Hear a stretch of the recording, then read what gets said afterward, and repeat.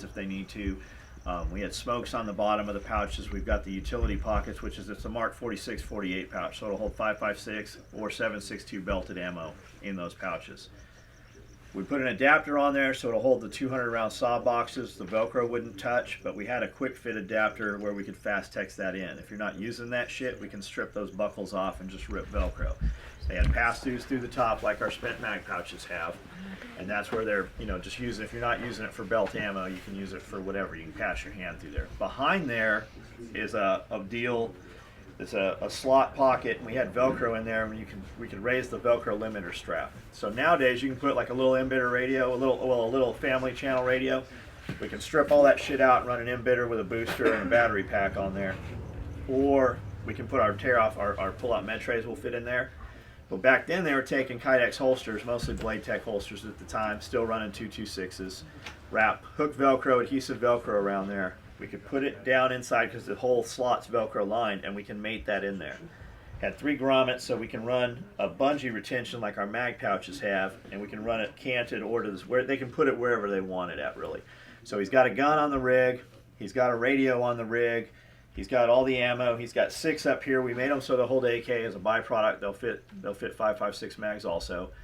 For every platoon, we did 2 or 3 NSW rigs that held M14 mags for their 308 guns, and then smokes on the bottom.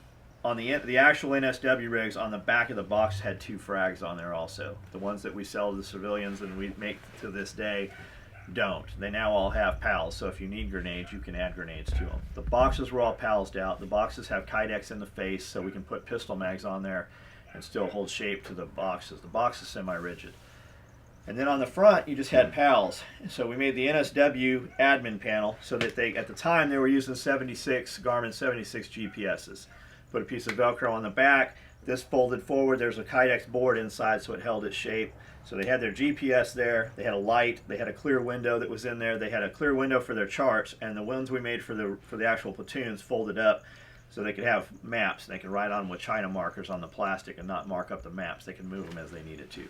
And then typically you had 2 more PALs, so you could put another mag pouch there or a radio or whatever you needed to, depending on what you're doing at the time. And that was the NSW rig, and it holds a shitload of stuff. And it just, like, when we made that rig for Ben, like, Ben probably couldn't wear that rig without armor. I mean, it was big. Yes. Ben was fucking big then. Like, Ben was fucking big and in shape and fucking fast, but he couldn't wear that fucking rig without armor because he's too big. So nowadays we have the NSW rig. It's 22 inches wide. Carries just as much shit. We just figured out more ways to do it. It's layered out a little bit. I remember you were saying there's a sort of special design in the mag pouches that makes access to your spare mags a lot faster than on some of the other. Well, there's no lids to them. We were running bungee retention. So we've done something for a long time, which you hear a lot of talk about it, and it's mostly negative talk, and it's from dudes that have never used it. Our mag pouches are lined inside, front and back, with loop Velcro, so that you can take a 1-inch adhesive dot of Velcro and put it on your mag, either side. Doesn't matter. We put them on both sides of our mag pouch, the soft Velcro. So whether you index your mags left or you index your mags right, it doesn't matter where that is. So you don't have to worry what side the dot's on because we give you Velcro on both sides. If you were to put hook Velcro on both sides of your mag, it's too much retention. That 1-inch Velcro retention, it's a bitch to get those mags out. So we put it on both sides of the mag pouches. And they'll carry AK or M4, they're open top, and we give you bungee. We were one of the first companies, too, that took the bungee and split our bungee, our pull tabs at an angle, and we specifically did that so that it will retain AK mags. Most of your companies just run front to back. Ours run in 2 pieces up through the pull and then into the back. We got 2 pieces. It's more labor, but it perfectly holds an AK mag. Whereas everybody else, you had to rig that shit up and try to get it, and it was always sliding off AK mags. So from there forward, everything we built was for AK mags, because as a byproduct, it will work for M4 mags just as well. From 10 years back, everything we've built is around AK mags because it works for M4 mags. You build shit for M4 mags, it usually doesn't work for AKs. You gotta work with it. So that was really that. There wasn't really anything special to it. We've done the Velcro retention shit for 20 years almost. One of the things that's why John Willis has always been the first, and as I was saying, to you out there, everything you see made of nylon is a shitty copy of what he makes. He makes something, 6 weeks later, some moron in Tijuana is kicking it out for half the price and 1/10 of the quality and zero of the ingenuity. And that happened because throughout the war, we would be out there using his shit or other people's shit or whatever, and we'd get on the email and say, "This is what's happening with my shit." And it was like the Skunk Works or James Bond calling you. You just send him your problem, and he's up here. And it wasn't all this big fucking money fest going on here. He was in there with the fucking one sewing machine, cutting, measuring. That's not going to work. That's not going to work. He listened to what the operator wanted.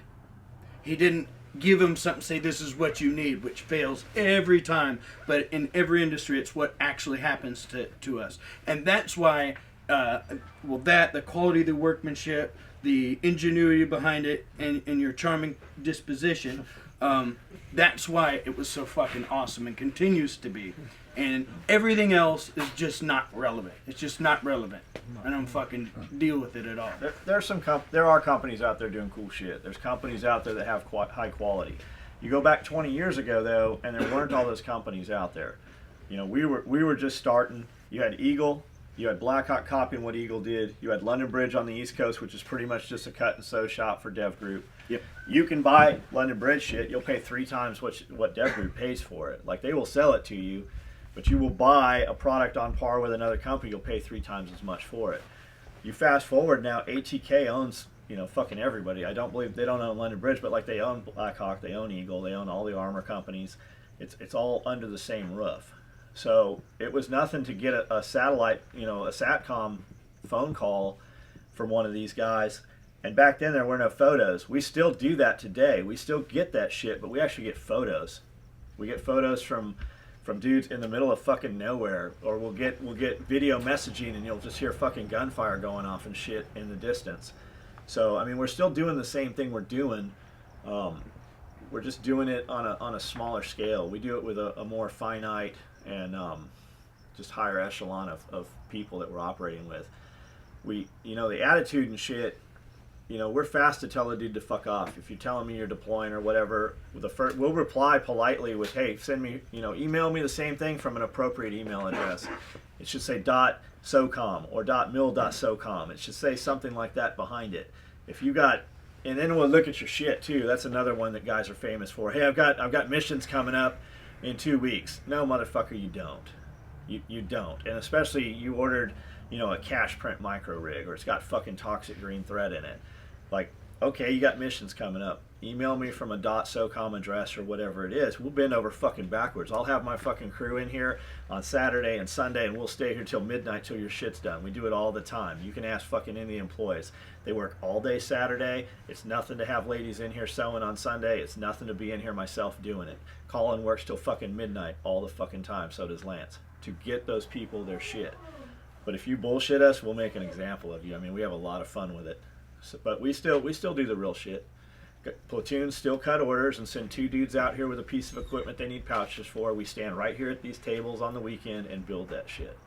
It still happens. There's dudes in this room right now, in this group, that we build shit for, that still fucking go to Afghanistan and back and still fucking work with those fucking top tier asset guys. We work with those dudes. We still build that shit.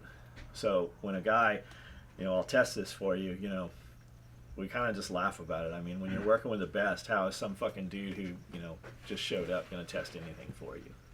So yeah, we're a little cocky. We're the fucking best at what we do. We don't build the most. We build the fucking best.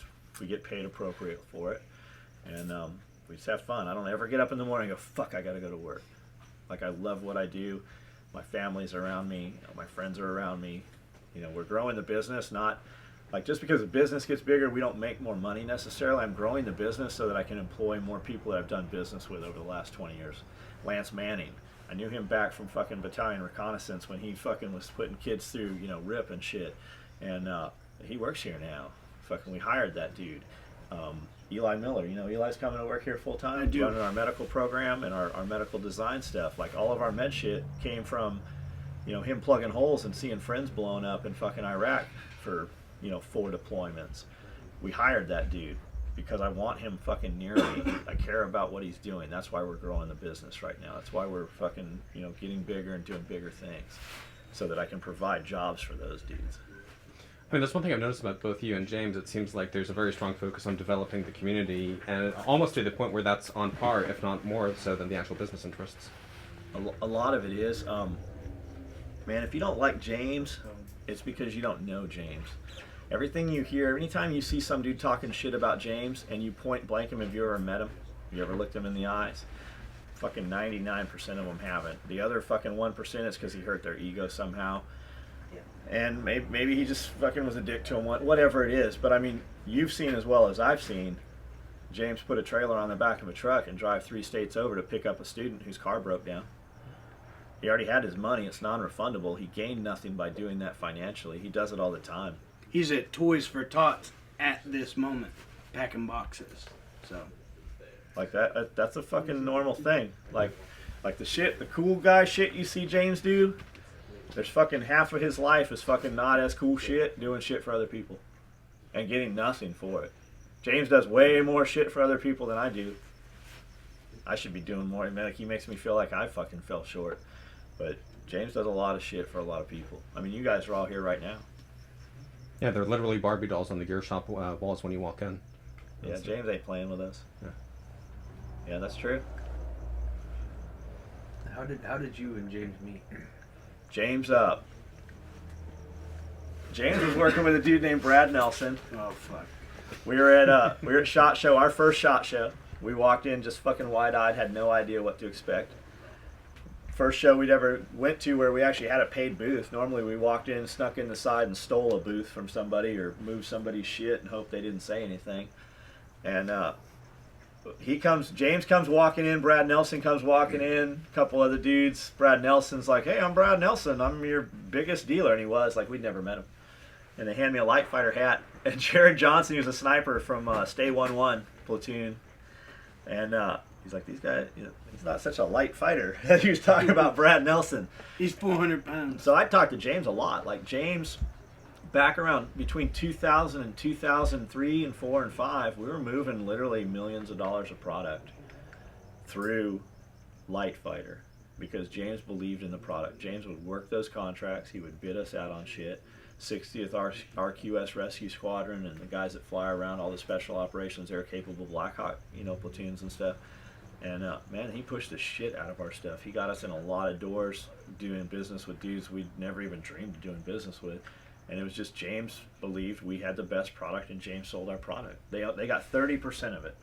Like that's dealer margin is 30%. You can do business with companies where you get 60% and shit, but if you carry SOE, we don't build as much. It's a higher line.